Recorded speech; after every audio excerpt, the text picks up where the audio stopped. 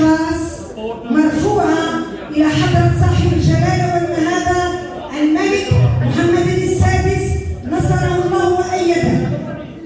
نعم سيدي أعزك الله، بمناسبة اختتام فعاليات سلسلة سلام الرمضانية والندوات العلمية المرافقة لها التي نظمتها مؤسسة العيد الزيداني للثقافة والإبداع بمدينة الدار البيضاء بالحي المحمدي، تتشرف خادمة الأعتاب الشريفة أستاذة سليمة زيداني رئيسة المؤسسة أصالة عن نفسها ونيابة عن كافة أعضاء وأطر المؤسسة وجميع المشاركين في هذه التظاهرة الثقافية والعلمية بأن ترفع إلى مقامكم العالي بالله أسماء آيات الولاء والإخلاص مشفوعة بصادق المحبة والتعلق المتين بأهداف العرش العلوي المجيد.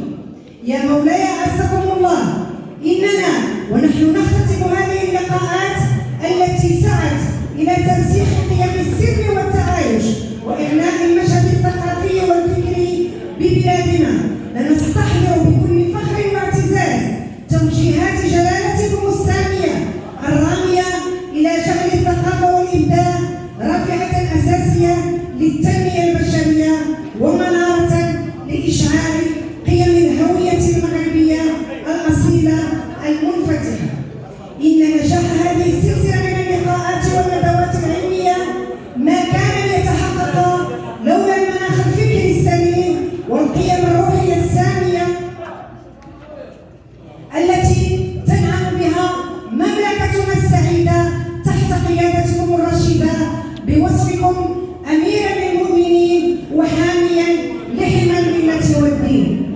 يا صاحب الجلالة، إن خدامكم الأوفياء في مؤسسة العيد الزيداني للثقافة والإبداع وهم يجددون لجلالتكم العهد والوفاء الدائم ويؤكدون عزمهم الأكيد على مواصلة العمل والمساهمة في الدينامية الثقافية والاجتماعية التي تشهدها مملكتكم الشريفة من طنجة إلى البويرة. حفظكم الله يا مولاي وأبقاكم ذخرا وملاذا لهذه الأمة ومنبعا للفخر والاعتزاز، وأقر عينكم بصاحب السمو الملكي ولي العهد الأمير المحبوب مولاي الحسن، وشد أزركم بشقيقكم السعيد صاحب السمو الملكي الأمير مولاي الرشيد وبكافة أسرة الملكية الشريفة.